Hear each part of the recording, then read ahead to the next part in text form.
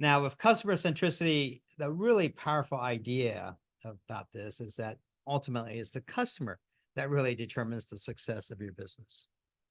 Success is not about innovating products or clever positioning in markets with exclusive channels, or about leveraging the firm's resources, or even about outmaneuvering competitors through Porter's 5 forces. For those of you who missed part one, customer centricity is defined as putting customers at the front of every single business decision, from product development to marketing strategies to everything that we do. So we organize and structure ourselves around the customer. And we'll talk in a little bit more detail today about what that means exactly. And thanks for talking about what it is, because I broke one of my own rules. I defined everything it wasn't. So for those of you who are wondering why I'm holding on to my glasses where I'm never going to use them, is that if at a lot of times you saw Peter Drucker talk, he would carry his glasses with him and he'd be very, very reflective of what was happening. Now, what's interesting about talks like that is that you look much smarter if you wear glasses. That's kind of rule number one. So if you're going to client meetings, you want to pitch something very important, bring glasses with you. You don't need to actually wear them. You just have to use them as part of the instrument of how it is that you communicate. The other thing is that you should also talk. The other thing that AJ missed the principle here, because the answer is these are blue. I don't think these are blue. So blue is our theme today. Nice. Oftentimes your glasses should match the shirt that you're currently wearing, as opposed to simply a general pair of glasses. So you got to have the outfit that kind of works in a symbiotic way overall. Right. Jacque, you're going to have to bring your glasses to the next sales call. There you go. All right. Now, I think, ultimately, when you talk about customer centricity, I remember one phrase you had said to us earlier, that it's really at the end of the day about, having products and solution services providing a value that customers just simply can't wait to buy from you. You want to line out the door, right? You want to Yes. line out the door. That's the way you want to think about your offerings, right? Yep. Right. Now, last week, you actually talked more specifically about how do you determine the customer needs, how you prioritize those, and how do you measure those needs, and what steps do you take to ensure the entire journey of a customer from initial contact to post-purchase is really seamless and satisfying. How do you do this? Well, it's kind of interesting. What's happening today is people like to map the end-to-end customer journey. So let me just make a couple points about that. Number one is whenever you map a customer journey, it shouldn't be 4 or 5 steps. It should be 15 to 16. The more steps, the more opportunity is for you to see something that other people don't see. Recall last time we talked about pain points all the way through this process. So it's 15 steps. You've got pain points. You also have opportunity points to delight. So it's not just pain. So it's not just pain. There's opportunities to actually delight them. So right now the customers have an expectation of what they're going to get. And pain is when it's below. And when you're actually surprised them with delightfulness, it's actually above, right? So think about each of these steps and think about what that looks like. The last thing I want to point out related to customer experience is that it doesn't have to be all you. If you think about airline travel, a lot of the pain we experience is not about the airline itself, although there's a lot of pain with that. A lot of the pain is related to using the terminal, getting access to the place, and getting in and out. In Los Angeles, it's getting home. I worry most about getting home. Like getting home could be an hour and a half, right? Again, it's like, how the hell do I get home, right? So it's not about that. And by the way, getting an Uber at the airport in LAX now is, you got that's another hour and a half, right? So particularly if you land at any terminal except for 1 and 7. Or you come in. Yeah, that's correct. You come in at midnight and you're going to Orange County. Yeah. Nobody's going, we're out. I'm not taking it. Yeah, you're screwed. Right? So point here simply that journey mapping is an important exercise.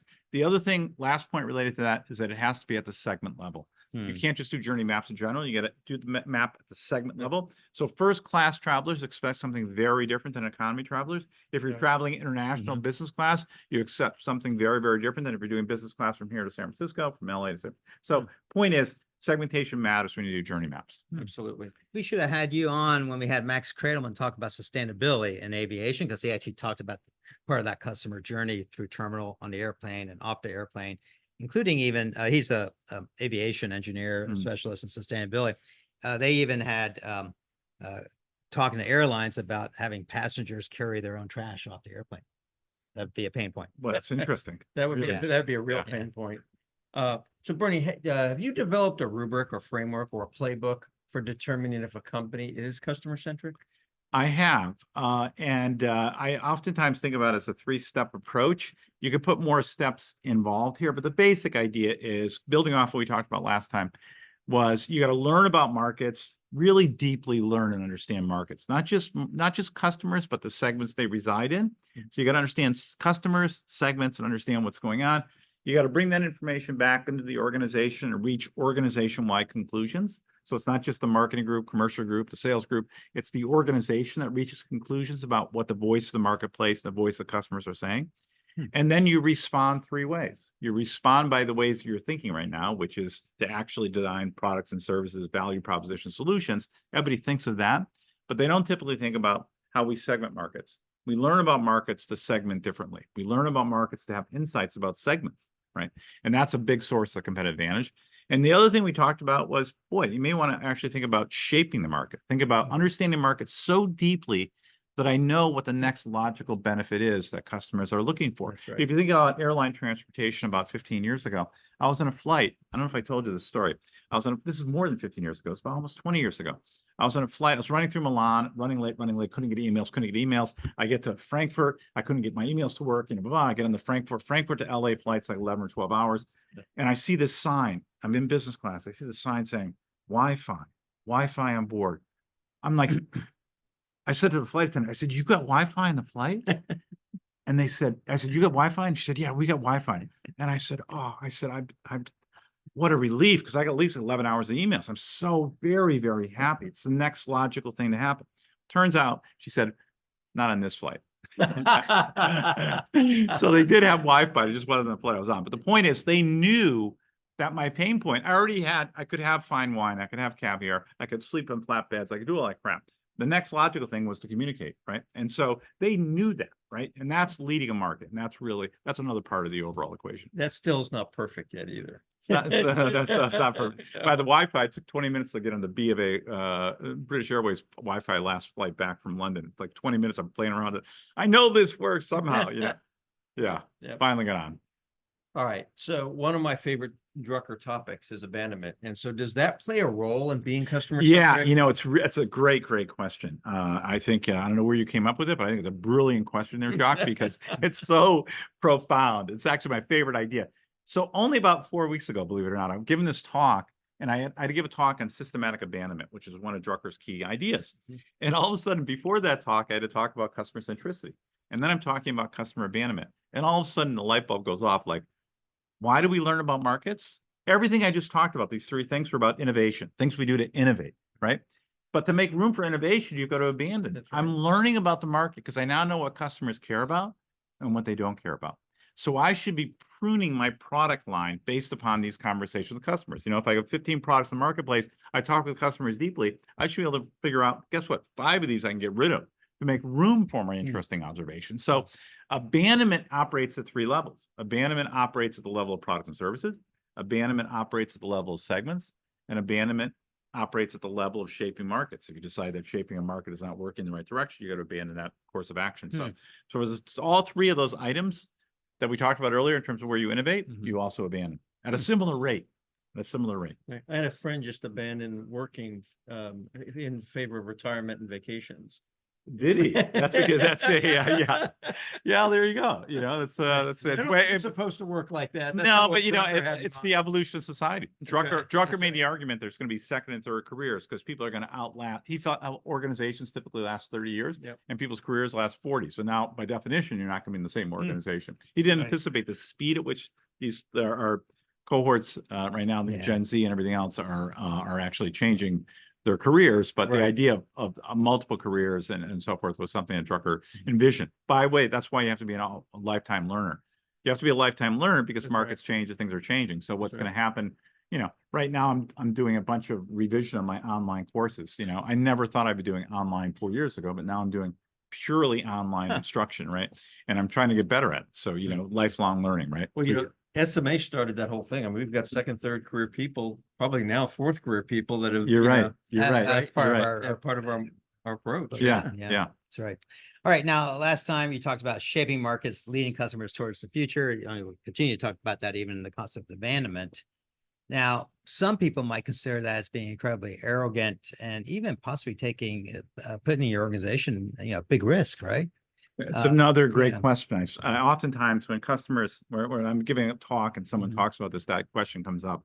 It's a really important one because when you watch the behavior of a company, it feels like being incredibly product centric and forcing your product to marketplace looks a bit like shaping markets, like you're offering something, right? So for example, if customers never ask for Wi-Fi, why should Lufthansa put Wi-Fi in place, right? So Wi-Fi could be an example of somebody's just product centered. Here's some products thrown in the marketplace, but it's not. In the case of Lufthansa, they did a lot of research to learn that was the next logical thing to happen. And they talked to customers and said, what if we did this? You know, what if this happened? What if we did, what would that look like, right? So customers are kind of, right? So that's where you do your homework. In contrast to something where you just, products come in, we've all seen these products that come into the marketplace and you think, who the hell would ever buy that, right? Like, Right. and we see lots of, and that's the situation where the senior leadership was very arrogant about thinking about what's going on in the marketplace, did things that they thought where the market was going, but they really didn't have the data behind it. Yeah. If you want a case study for that, go to the shopping channel. Okay. Even asking your customers can be psychological hurdle for companies because oftentimes you're actually afraid to ask your customers provocative questions, right? Yeah. Yeah. Yeah. This- And if you think about really sophisticated BD folks, they're asking really interesting questions. And by the end of that 30 or 40 minutes or 50 minutes, the client says that person really knows what's going on, not by the answers, by the questions they ask. It's a little bit like doing the diagnosis with doctors, you know, where the doctors are kind of asking lots and lots of questions and all of a sudden reach a conclusion and then have this observation about what's going on. Really great BD folks ask lots of questions. And the questions are not just like, you know, you care about price, you know, do you want the product on time? You know, like, oh no, I never would have thought about that. They're asking really good questions about, hey, is your supply chain today post-COVID, is it straightened out? Is it working well? Is the issue of the data that we're providing to you along with our solution, is that actually value add? Do you really want the data? How are you leveraging it? You know, are you really kind of taking advantage of data lakes, or are really they problematic and really what you want is a data well in order to really leverage the data that's there? You can ask questions that really kind of say the customer says, oh, this person really knows. They have a lot of expertise and you're reflecting it by the That's a questions really, you ask. really good point. Probably something, Jacque, I think we could actually improve on in terms of how we think about our BD and sales team. Some of them ask agree. great Peter questions Sherman's a good example. and others Yeah. are don't quite, you know, have Yeah. that, but I think we could try to formalize that. In terms of agree. under Yeah, I what agree. situations, what type of questions, how do you lead the customer?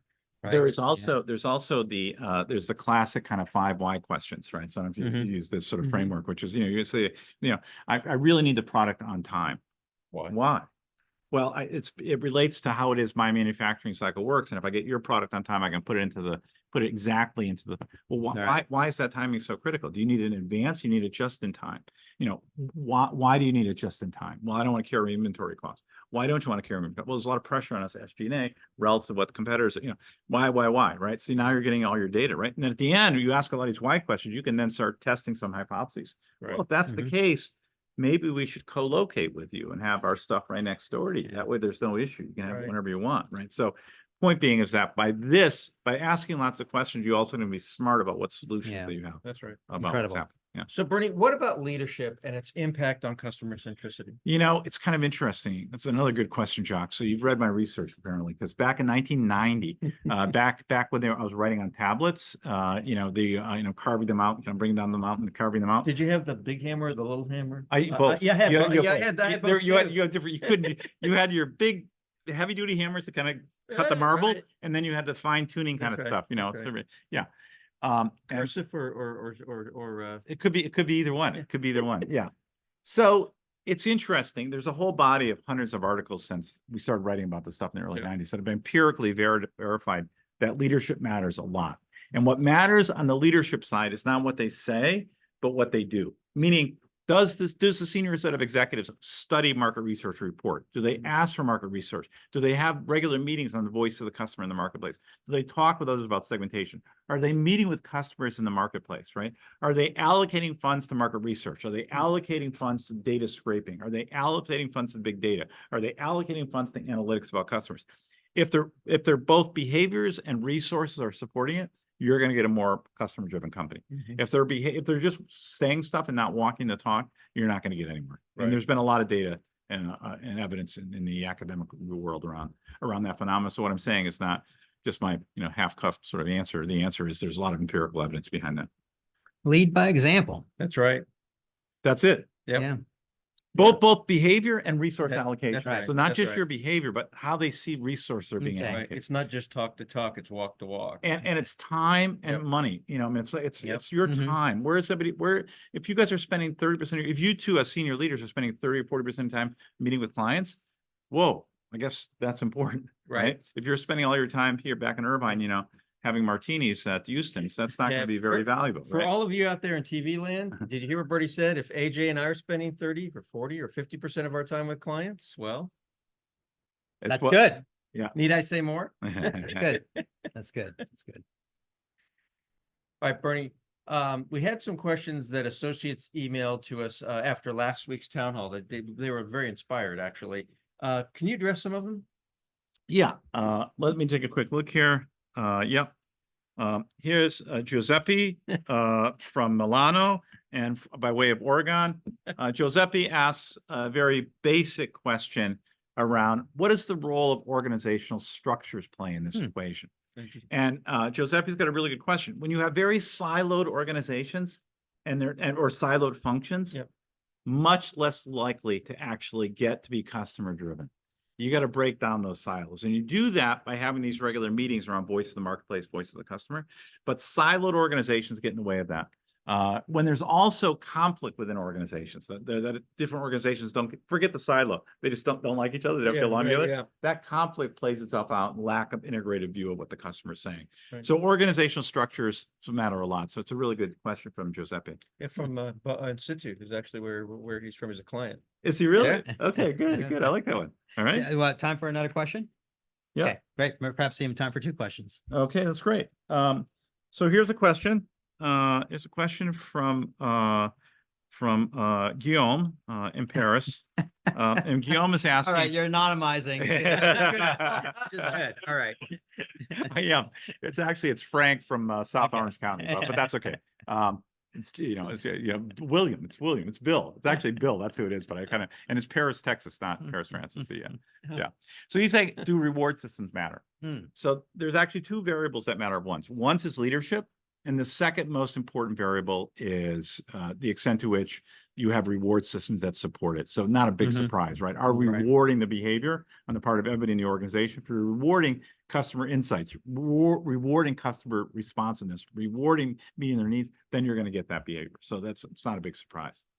Do we have time for one more? One more. So there's one more question that someone here is wondering about employees. And what about employees?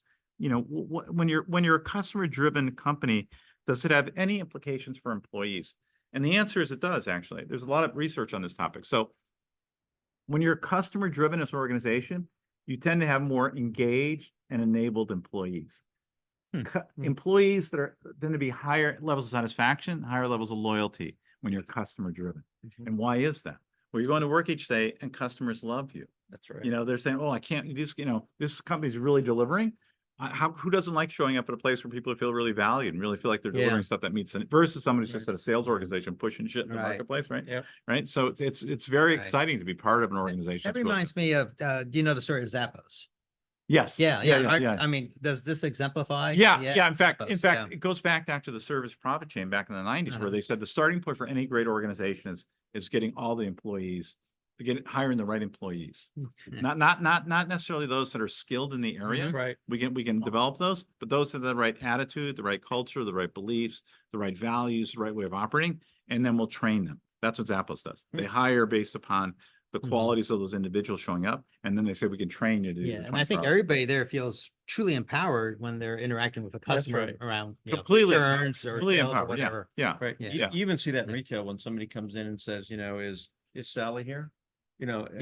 She helped me last time and it was just a great experience. Yeah. Right. I mean, That happens in Nordstrom's all the time. Yep. And so working today, right? Yep. Yeah. Excellent.